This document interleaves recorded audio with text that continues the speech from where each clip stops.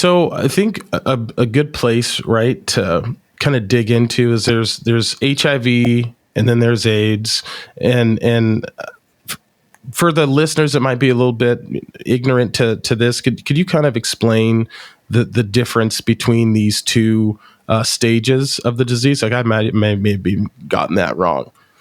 Sure. No, HIV is the virus. Yep. And AIDS is the disease that you have when you're sick. And go ahead. Yeah. Again, it's just this COVID analogies. It's like SARS-CoV-2 is the virus. Yep. But what you have is COVID, right? So we don't talk about AIDS very much anymore because most people with HIV, we put them on treatment before they get AIDS. AIDS is the kind of thing that happens when you're dying. We don't see AIDS very much anymore because treatment prevents it. Okay. That makes sense. And now I read somewhere that like there is a drug that you can take before intercourse that would prevent you from getting HIV. Is there any truth to that, or am I reading bullshit? No. It's called PrEP. Okay. Pre-exposure prophylaxis, PrEP. And it's been studied mainly in gay men, where it's been incredibly effective. And if you take one pill once a day, your risk of getting HIV is close to zero. Okay. Wow. And now we've shifted toward giving these injections in the muscle, shots that you can get by now like once a month, once every 2 months. So just one injection in 2 months, you're basically free to do what you want to do without being too worried about having HIV. The caveats are important. It's been mainly proven in gay men.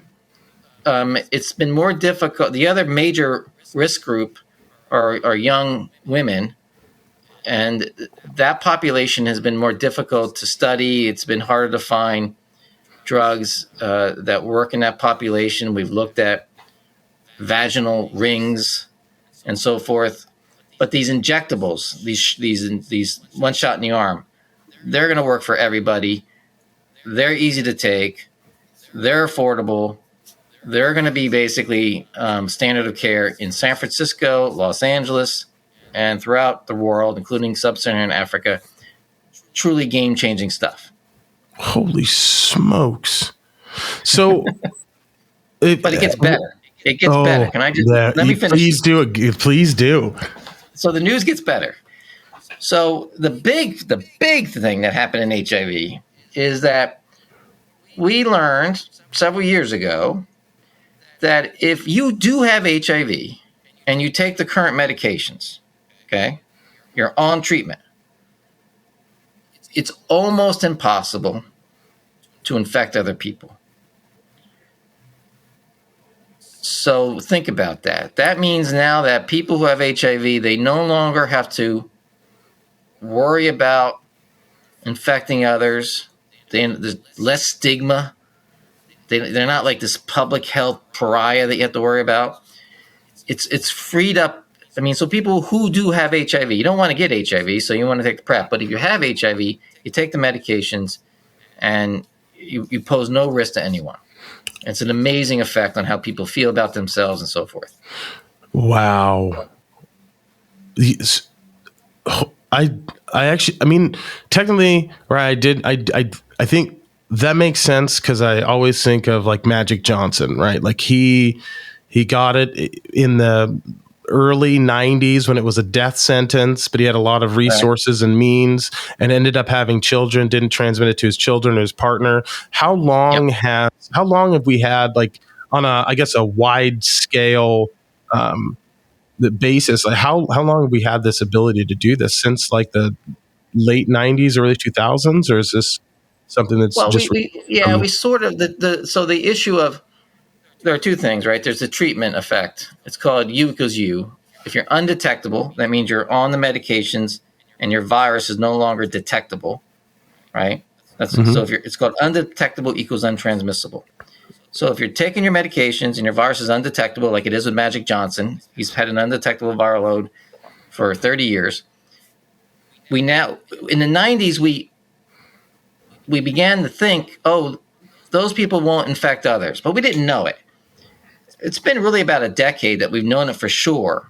And in that decade, it's become public policy, right? In the public. So now everyone says, don't worry about it. You know, you have to protect yourself from other stuff, right? Yeah, There's a lot of stuff out there, including. I don't know if you've heard about this, but this whole monkeypox thing. I don't know if you've heard about this in the last few days. No, I haven't, dude. Let's get into this. What are the monkeypox?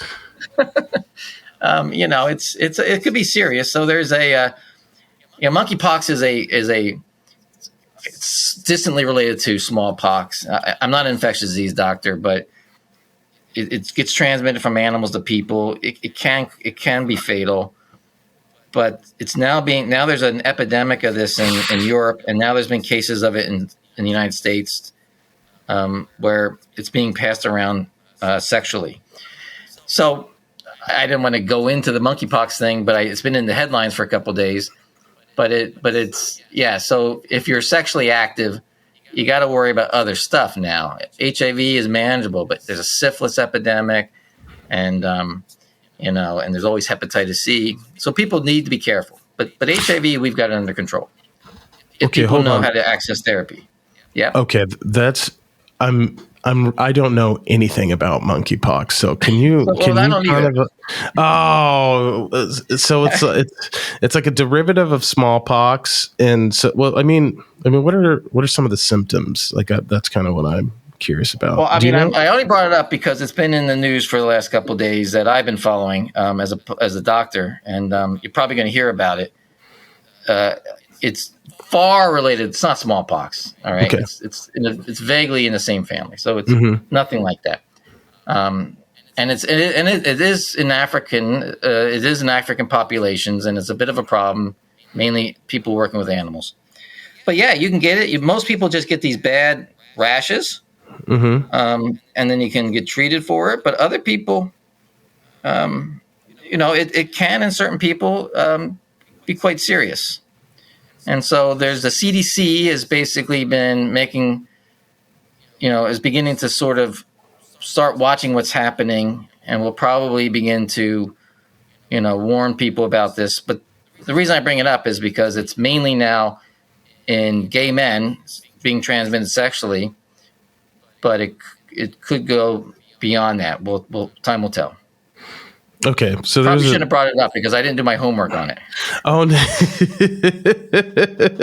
no worries. John, you kind of look into that and let us know. Yes, he's gonna get something accurate. Yeah, no worries. This is you're fine, man. You're fine. Yep.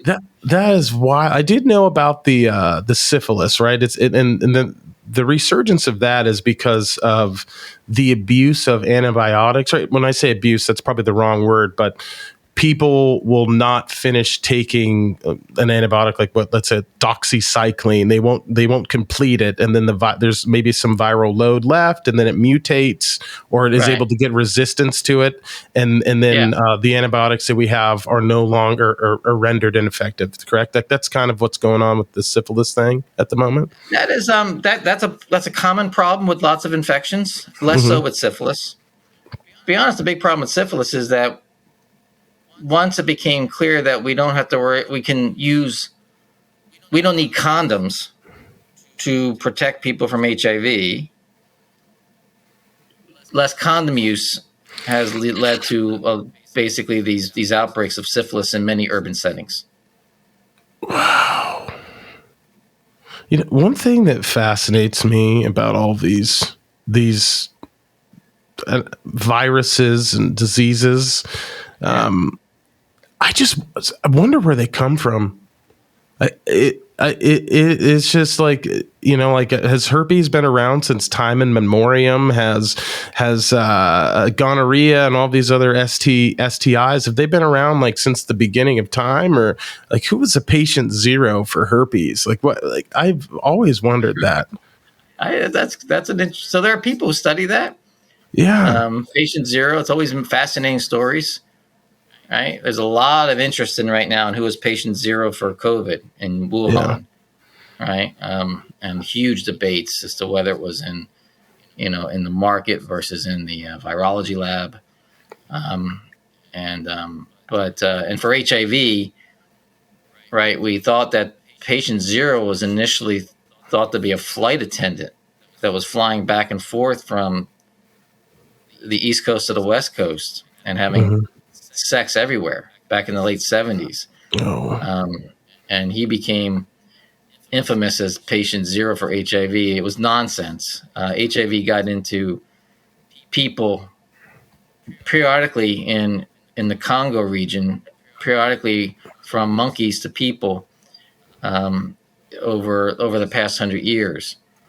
And what happened is in the 50s and 60s, when they started building roads throughout the continent of Africa, truckers were now trucking into the Congo and then going out toward Lake Victoria and back and forth. And one transmission led to one group of individuals who were now traveling cross countries, getting on airplanes, and that's how this whole HIV thing took off.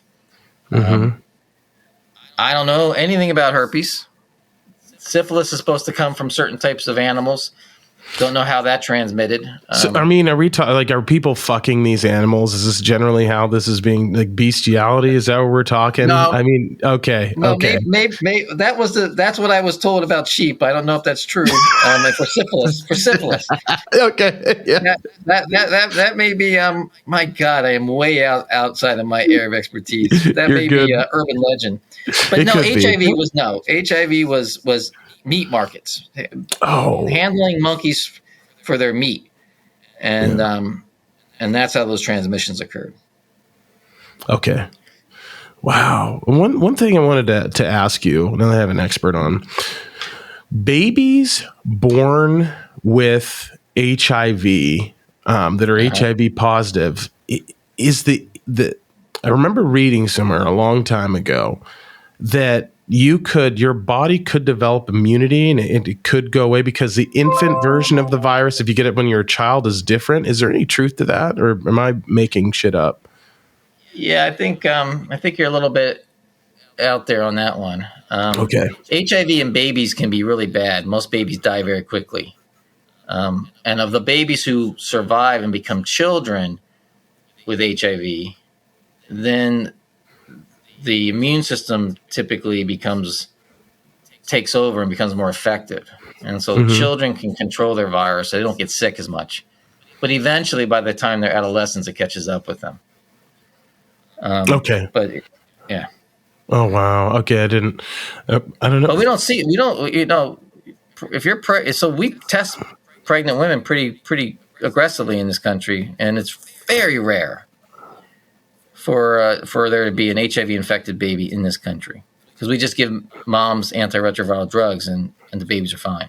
Okay.